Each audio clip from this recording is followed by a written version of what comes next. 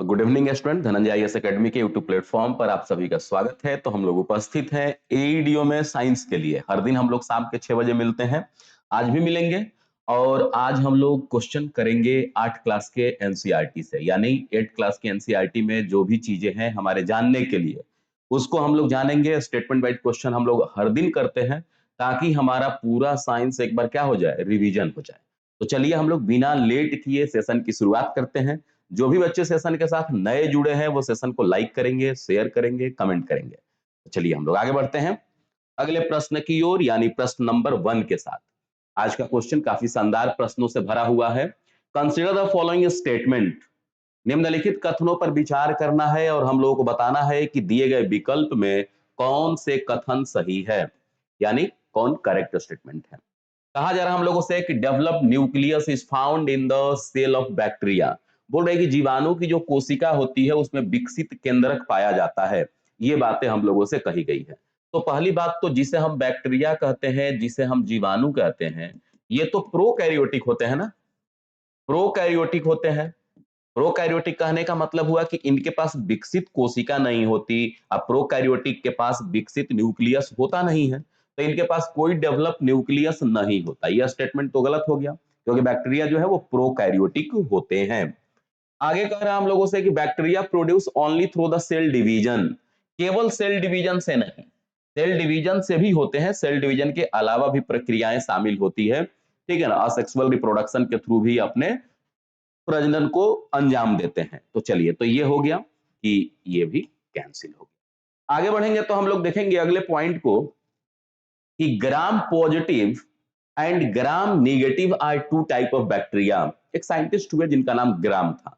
उन्होंने क्या किया कि मतलब केमिकल के साथ सेल को जब स्टडी किया तो उन्होंने देखा कि बैक्टीरिया कुछ ऐसे हैं जिन पे अलग तरह के रंग आ रहे हैं और कुछ पे अलग तरह के रंग आ रहे हैं।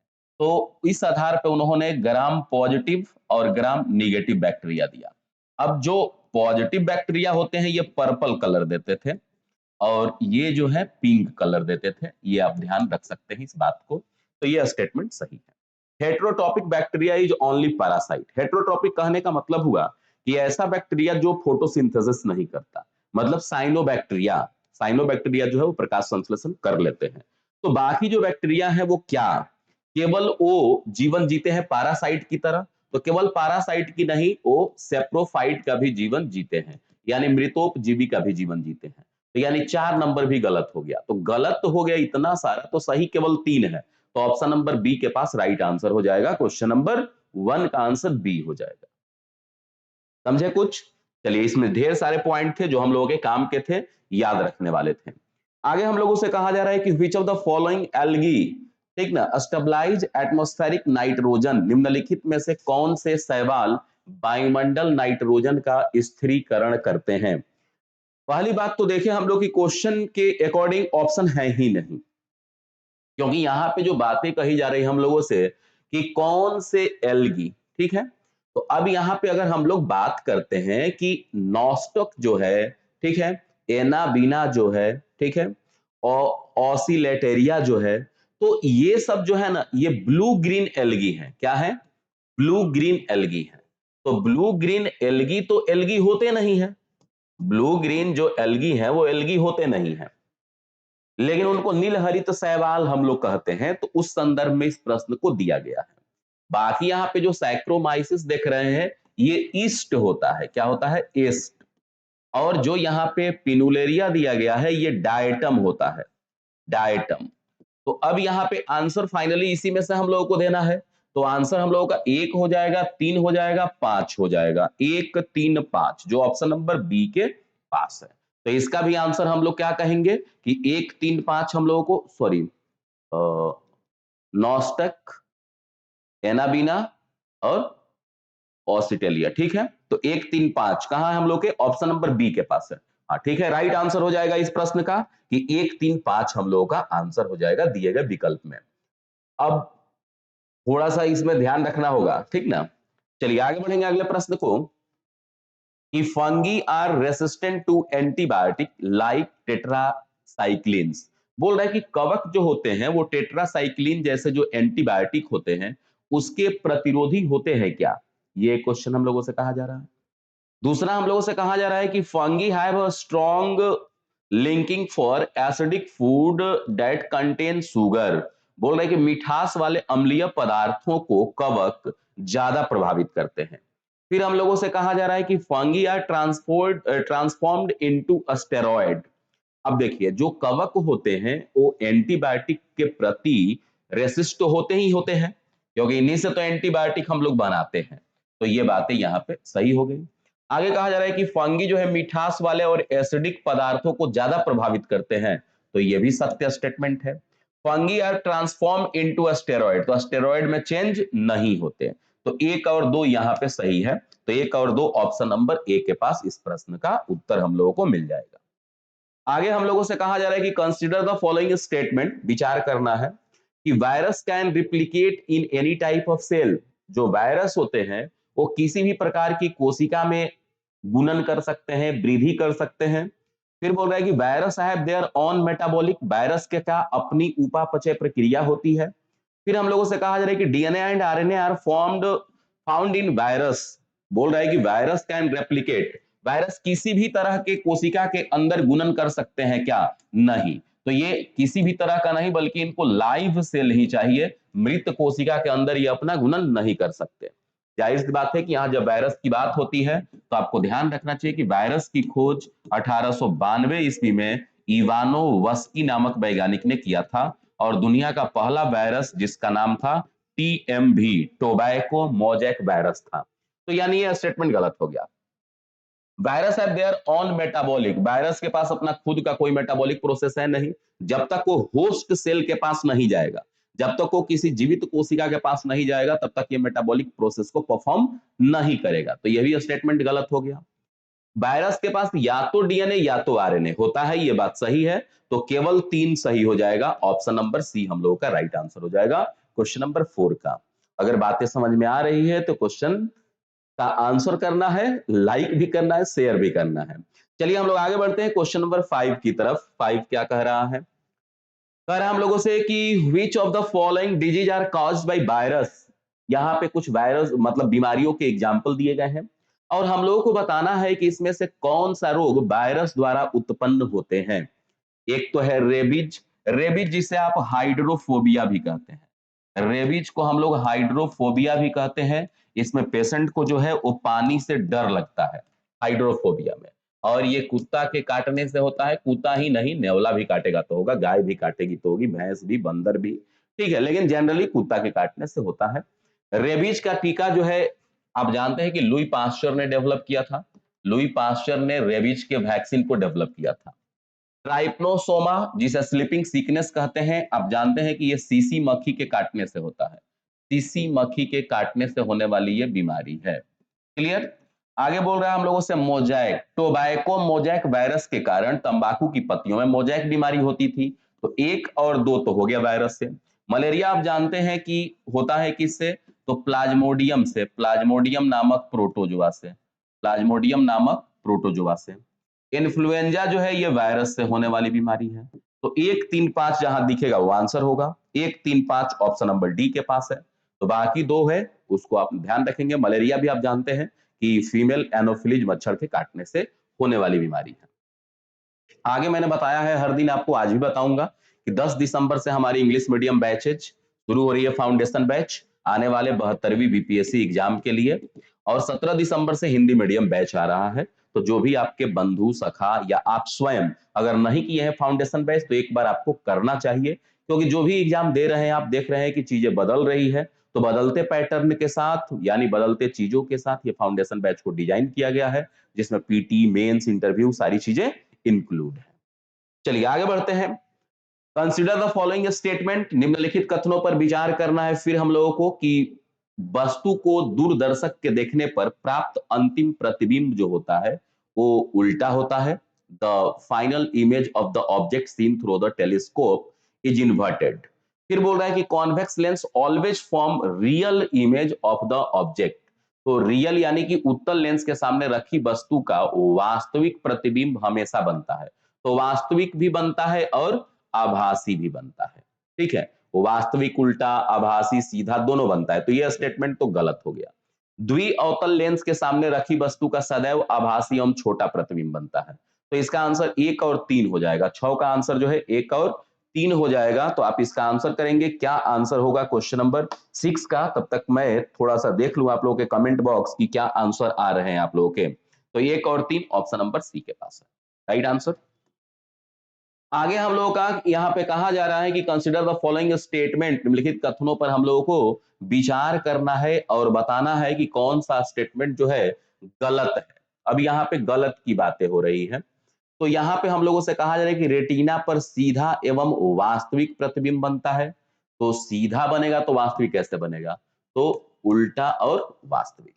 आगे बोल रहा है कि cornea regulate the light reaching retina, cornea जो है वो रेगुलेट करता है कि रेटिना तक प्रकाश कितना पहुंचेगा।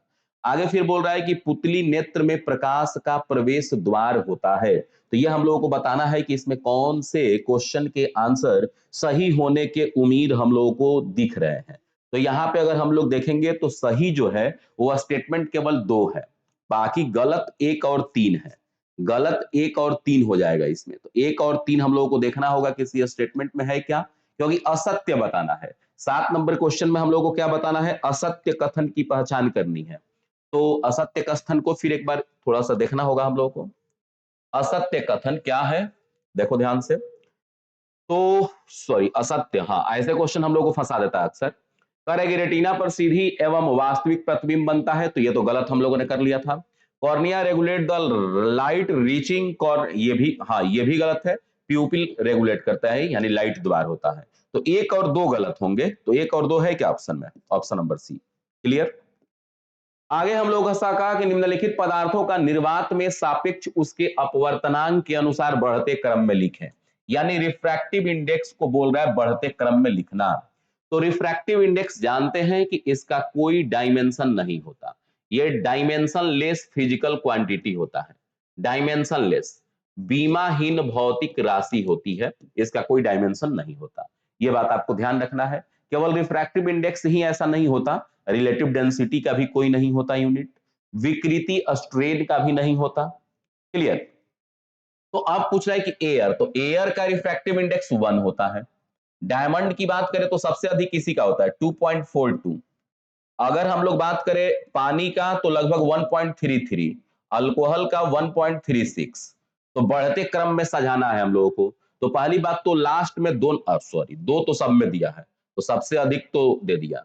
सबसे कम यहाँ पे किसका है तो हम लोग देखेंगे, तो सबसे कम यहाँ पे हम लोगों को दिख रहा है कि पानी का है, ठीक है, फिर अल्कोहल का है, सॉरी, पानी से भी कम किसका है? हवा का। तो 1 से स्टेटमेंट शुरू, तो ये तो आंसर होंगे नहीं, तो 1 से, तो 1, 1 के बाद 4, 1 के बाद 4 ऑप्शन नंबर डी पर है।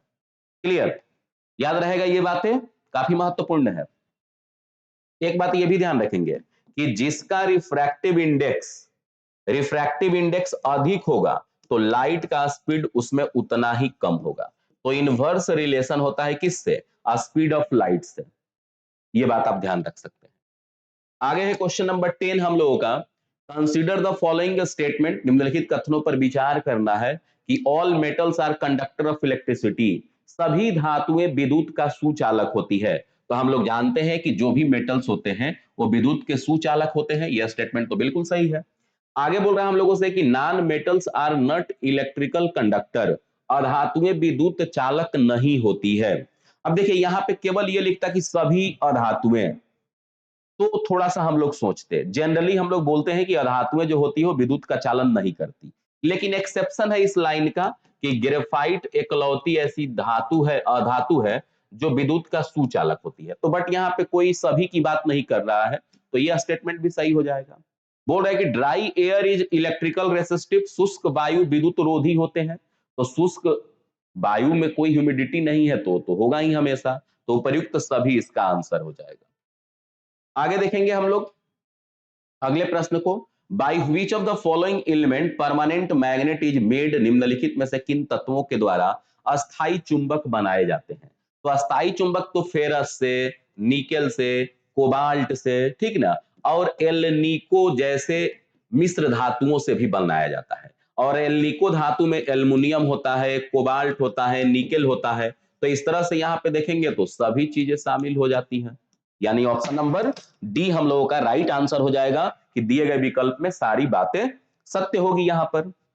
अगला क्वेश्चन देखेंगे हम लोग, which of the following factors affect the current flowing in the coil. निम्नलिखित में से कौन से कारक कुंडली में प्रवाहित धारा को रोकते हैं? Number of loop, strength of magnet, speed of movement, resistance, cross section area, सब प्रभावित करते हैं। तो यानी आंसर इसका भी क्या होगा? ऑप्शन नंबर डी हो जाएगा। अगला क्वेश्चन है कि कंसीडर द फॉलोइंग स्टेटमेंट। बोल रहा है कि petroleum gas has primary methane. Petroleum gas में तो होते हैं ब्यूटेन, ब्यूटेन होता है, प्रोपेन होता है, तो ये तो गलत हो गया। Petroleum gas is compressed from is called C&D. CNG नहीं, बायोगैस को, नेचुरल गैस को जब कंप्रेस करते हैं तो उसे सीएनजी कहते हैं, तो ये भी गलत। The smell of LPG, the smell of LPG gas is very intense. LPG का कोई स्मेल नहीं होता, बल्कि एलपीजी लीक हो वो पता चले, इसलिए उसमें इथाइल मार्कैप्टन को मिक्स किया जाता है। तो यानी यहाँ पे तीनों के तीनों स्टेटमेंट गलत है। तो क्या पूछ रहा? हाँ, इनकरेक्ट पूछ भी रहा है। तो जब इनकरेक्ट पूछे सब दिख गया, तो option number D right answer हो जाएगा इस प्रश्न का। तो ऐसे प्रश्नों को आपको सॉल्व करना है, पढ़ना है बढ़िया से, तब सॉल्व करना है, नहीं तो जल्दीबाजी में क्या होगा? गलत हो जाएगा। आगे देखेंगे, निम्नलिखित ईंधनों का उनकी ऊष्मा अनुसार के मान बढ़ते क्रम में मिलाना है। ठीक है, तो अगर हम लोग बात करते हैं कि केरोसिन, पेट्रोल का कितना, तो पेट्रोल का 48, केरोसिन का अप्रोक्स 46। ठीक है, बायोगैस की बात करेंगे तो 35 से 40। मीथेन की बात करेंगे, प्योर मीथेन, तो हो जाएगा हम लोगों का 50-55 हो जाएगा। कोयला की बात करें तो 25 से 32। अब यहाँ पे जो आप देख रहे हैं कैलोरीफिक वैल्यू, तो कैलोरीफिक वैल्यू का मतलब होता है कि 1 ग्राम ईंधन की मात्रा को जलाने पर जितना ऊष्मा प्राप्त होगा, 1 ग्राम ईंधन को जलाने पर जितना ऊष्मा प्राप्त होगा, उसी को हम लोग कैलोरीफिक वैल्यू कहते हैं। कैलोरीफिक वैल्यू सबसे अधिक हाइड्रोजन का होता है, 142 किलो जूल पर ग्राम, सबसे अधिक इसी का होता है। तो इसमें हम लोगों को सजा लेना है कि सबसे अधिक किसका होगा। तो क्या बोल रहा है कि सही उत्तर का चयन करें। क्या इसे भाई? तो ऊष्मा के बढ़ते बढ़ते हुए क्रम, तो बढ़ते हुए क्रम यहाँ पे मीथेन, तो 4 नंबर जिसमें ज्यादा होगा, तो या तो आंसर आपका 1 होगा या तो आंसर आपका 4 होगा, क्योंकि 4 लास्ट में आना चाहिए मीथेन। फिर ऑप्शन नंबर, अब इसमें देखेंगे सबसे कम किसका है, तो सबसे कम हम लोगों का हो रहा है इस प्रश्न में कोयला का, यानी 5 से शुरू होना चाहिए। संयोग से दोनों 5 से शुरू है, तो कोयला के बाद 25 के बाद देखेंगे तो 35 से 40 किसका है? बायोगैस का। तो 5 के बाद जिसमें 3 हो, 5 के बाद जिसमें 3 हो, दोनों में 3 है। ठीक है, तो देख लेंगे इसमें कौन सा आंसर होगा। चलिए आगे बढ़ेंगे, कोई एक आंसर तो होगा ही। वायु की उपस्थिति में पादप तथा जंतु विघटित होकर जैव गैस यानी कि बायोगैस बनाते हैं। Biogas has only methane. बोल रहा है कि residue in biogas plant is a good source of manure. अब देखिए, plant and animal decomposing in the presence of air form biogas. Presence of air नहीं, ऑब्सेंट ऑफ एयर, जब हवा की अनुपस्थिति होगी, ऑक्सीजन की अनुपस्थिति होगी, तब बायोगैस बनेगा। तो ये गलत हो गया स्टेटमेंट। बायोगैस है ओनली मीथेन, तो बायोगैस में 65 से 70% मीथेन होता है, बाकी इसके अलावा तो 30% अदर चीज है ही, तो ये भी बात ओनली करके गलत कर दिया। अब बोल रहा है कि जो वेस्ट बचता है बायोगैस प्लांट में, वो खेतों के लिए खाद का काम करता है, ये बात तो बिल्कुल सत्य है। तो ऑप्शन 3 सत्य है, लेकिन क्या बताना है हम लोगों को? सही। हाँ, तो केवल 3, option number C right answer हो जाएगा इस प्रश्न का। आगे देखेंगे अगला प्रश्न हम लोग, कि कंसिडर द फॉलोइंग स्टेटमेंट। निम्नलिखित कथनों पर विचार करना है कि burning process can't occur in absence of oxygen.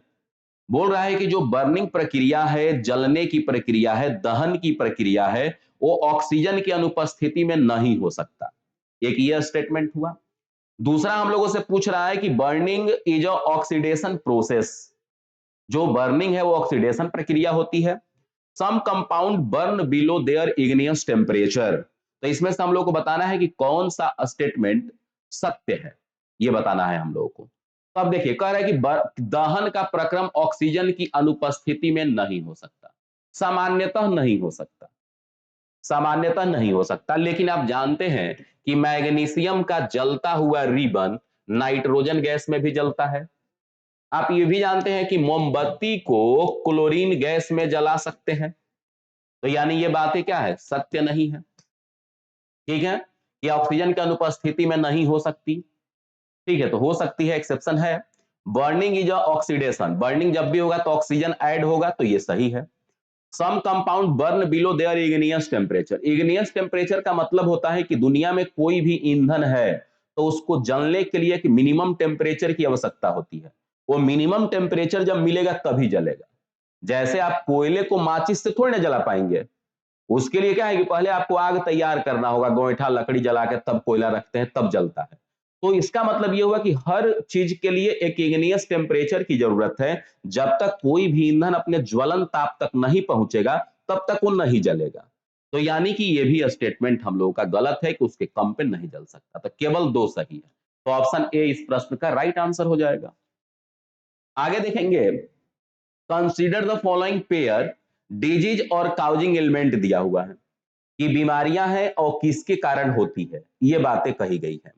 तो यहां पे बोल रहा है कि जो हैजा है वो ट्यूबरकुलोसिस से होता है। क्या ट्यूबरकुलोसिस से टीबी होता है दोस्त, और विब्रियो कोलेरा से कोलेरा होता है। ठीक है, टाइफाइड जो है सोल्मोनेला टाइफी नामक बैक्टीरिया से होता है, तो ये बिल्कुल सही है। चिकन पॉक्स जो है ये वेरिसेला जोस्टर नामक वायरस से होता है, तो ये दोनों सही है। 3 और 4 सही है। करेक्टली मैच कौन है, तो 3 और 4, तो ऑप्शन नंबर सी हो जाएगा। आगे देखेंगे कि which of the following disease are born by virus, दिए गए विकल्प में कौन सी बीमारियां वायरस से होती है। तो चिकन पॉक्स वायरस से होती है, सर्दी जुकाम वायरस से होती है, रेबीज वायरस से होता है, पोलियो वायरस से होता है, बस ट्यूबरकुलोसिस बैक्टीरिया से होता है। तो यानी 1 2 3 5, 1 2 3 5 है कहीं, 1 2 3 5 ऑप्शन नंबर ए के पास है, तो राइट आंसर 18 का हो जाएगा हम लोग का ऑप्शन नंबर ए। आगे देखेंगे कि vaccination is a process of developing immunity in healthy person. बोला कि टीकाकरण स्वस्थ व्यक्ति के शरीर में प्रतिरक्षी पैदा करने की एक प्रक्रिया होती है, ये हम लोगों को बताना है। फिर हम लोगों से बोल रहा है कि only dead organism is present in vaccine, टीका में केवल मृत बैक्टीरिया होते हैं, डेड बैक्टीरिया को शामिल किया जाता है। तो ये डेड भी होते हैं और लाइव भी होते हैं, ध्यान रखना है। अब बोल रहा है कि टीका में बीमारी के जीवाणु डायलूट अवस्था में रहते हैं, तो बिल्कुल डायलूट अवस्था में रहते हैं। तो यहां पे अगर हम लोग देखें 19 नंबर क्वेश्चन में कि कौन सा स्टेटमेंट हम लोगों का सही है, कौन सा स्टेटमेंट हम लोगों का गलत है, तो इस प्रश्न को थोड़ा आप विचार करेंगे और आंसर करने की कोशिश करेंगे कि क्या आंसर होगा दिए गए प्रश्न का, कौन सी बातें सही है। तो हम लोग कह सकते हैं कि वैक्सीनेशन एक प्रोसेस है जो इम्यूनिटी डेवलप करता है हेल्दी पर्सन में भी, और जो अनहेल्दी पर्सन है उनमें भी तो करेगा। तो ये भी हम लोगों का क्या हो जाएगा, गलत हो जाएगा। तो अगर हम लोग बोले कौन सा इनकरेक्ट है, तो 1 और 2, तो 1 और 2 है क्या कहीं, 1 और 2 देखेंगे क्या आंसर होगा इस प्रश्न का। 19 नंबर प्रश्न का आंसर सभी बच्चे करेंगे, जो भी सेशन को देख रहे हैं, कौन सा आंसर होगा इस प्रश्न का कि कौन सा स्टेटमेंट गलत है। क्लियर।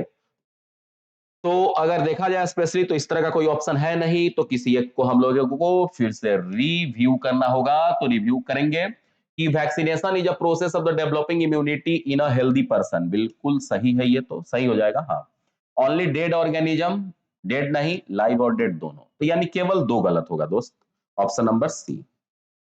अगला question, which of the following can be caused disease infection, infection से होने वाली मतलब जो बीमारियां होती हैं उनके कारक कौन होते हैं।